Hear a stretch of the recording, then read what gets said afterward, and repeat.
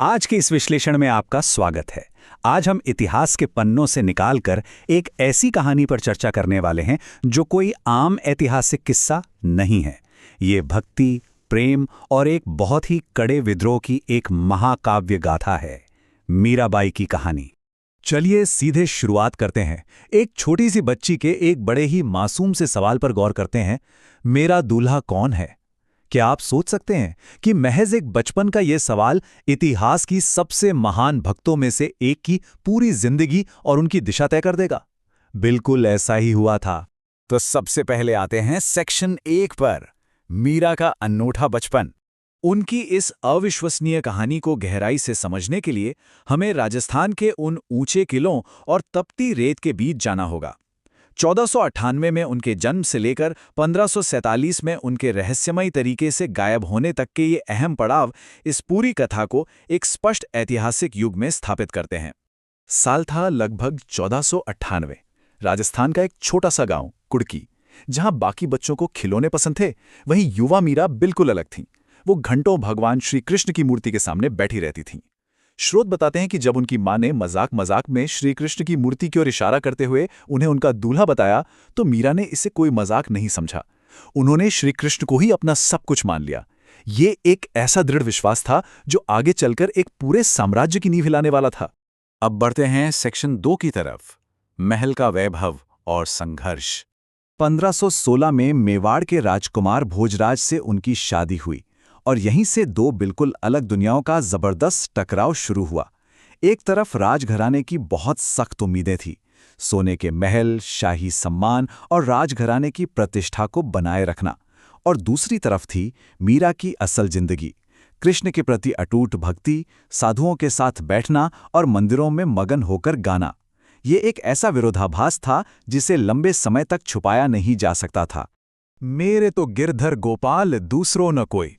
सोचिए, मीरा अपना पूरा पूरा दिन इन्हीं भजनों को गाने में बिताती थीं। अब जाहिर है इस बात ने राज परिवार को बहुत नाराज कर दिया। उन्हें लगता था कि मीरा का साधुओं के साथ इस तरह उठना बैठना सीधे तौर पर उनके शाही रुतबे का अपमान है। और यहां से कहानी आती है सेक्शन 3 पर, विद्रोह और जहर का प्याला। महलों के उन सुनहरी दीवारों के भीतर जो तनाव पनप रहा था, वो मीरा के पति की दुखद मृत्यु के बाद अपने चरम पर पहुंच गया। उस दौर के समाज ने विधवा मीरा पर सती होने का बहुत भारी दबाव डाला, लेकिन उन्होंने साफ और सीधे शब्दों में इनकार कर दिया और घोषणा की कि श्री कृष्ण ही उनके सच्चे और हमेशा रहने वाले पति हैं। सती प्रथा का उनका ये स्पष्ट तिरस्कार राज परिवार को बिल्कुल भी बर्दाश्त नहीं हुआ।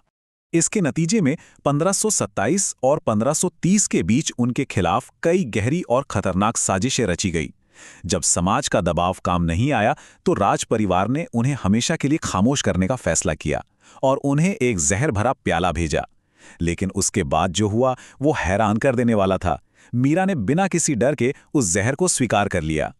उन्होंने अकल्पनीय साहस दिखाते हुए कहा, यदि ये मेरे कृष्ण का प्रसाद है तो ये अमृत बन जाएगा। ऐतिहासिक कहानियां बताती हैं कि उन्होंने मुस्कुराते हुए वो जहर का प्याला पी लिया और उन्हें एक खरोंच तक नहीं आई। इस घटना ने उनकी असाधारण भक्ति में लोगों के विश्वास को हमेशा के लिए पक्का कर दिया। इसके बाद आता है सेक्शन 4, राजमहल का त्याग। 1530 के आसपास मीरा को पूरी तरह समझ आ गया था कि कोई भी महल उनकी आजाद आत्मा को कैद नहीं कर सकता। तो उन्होंने क्या किया? उन्होंने राजशाही के हर एक कण को त्याग दिया, गहने, शाही वस्त्र, सारी दौलत, सब कुछ।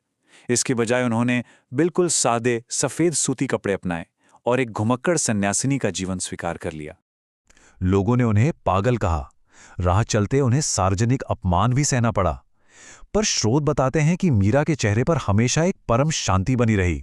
अपनी इस यात्रा में वे अंततः वृंदावन पहुंची, वही पवित्र भूमि जो कृष्ण के बचपन से जुड़ी थी।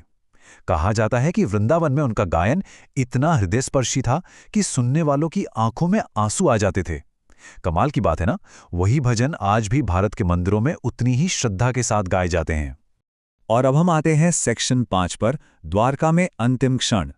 जैसे जैसे हम उनकी इस सांसारिक यात्रा के अंत की ओर बढ़ते हैं, हम उन्हें पवित्र नगरी द्वारका में पाते हैं। वहां मीरा ने श्री कृष्ण के मंदिर के भीतर गहरे ध्यान में घंटों बिताए। वे उस भौतिक दुनिया से पूरी तरह कट चुकी थीं जिसे वे कभी जानती थीं। ये शांत भक्ति 1547 की उन बेहद रहस्यमयी और अत्यधिक चर्चित घटनाओं के लिए एक मंच तैयार करती है। अगर हम इन ऐतिहासिक किंवदंतियों को निष्पक्ष रूप से देखें तो 1547 की वो चमत्कारी घटना कुछ इस प्रकार बताई जाती है। मीरा मंदिर में मगन होकर भजन गा रही थीं। तभी अचानक मंदिर के द्वार अपने आप धीरे धीरे बंद होने लगे। कुछ देर बाद जब वे द्वार दोबारा खुले तो मीरा वहां से रहस्यमयी तरीके से गायब हो चुकी थीं। वहां पीछे अगर कुछ रह गया था तो वो थी केवल उनकी साड़ी। आज भी लोगों में ये बहुत गहरी मान्यता है कि मीराबाई शारीरिक रूप से श्री कृष्ण की मूर्ति में ही विलीन हो गईं। इस पौराणिक घटना ने उन्हें एक सताई हुई विधवा से एक ऐसे शाश्वत प्रतीक में बदल दिया जिसकी कहानी ने समय की सीमाओं को ही पार कर लिया। वे हमेशा हमेशा के लिए प्रेम, भक्ति और अदम्य साहस की अंतिम पहचान बन गई। तो इस पूरे सफर को देखने के बाद ये विश्लेषण एक बहुत ही शक्तिशाली सवाल के साथ समाप्त होता है। क्या मीराबाई केवल एक महान भक्त थीं या फिर अपने समय की सबसे निडर विद्रोही? जरा सोचिए इस बारे में। उनके इस शानदार और चुनौतीपूर्ण जीवन को समझने का ये एक बहुत ही गहरा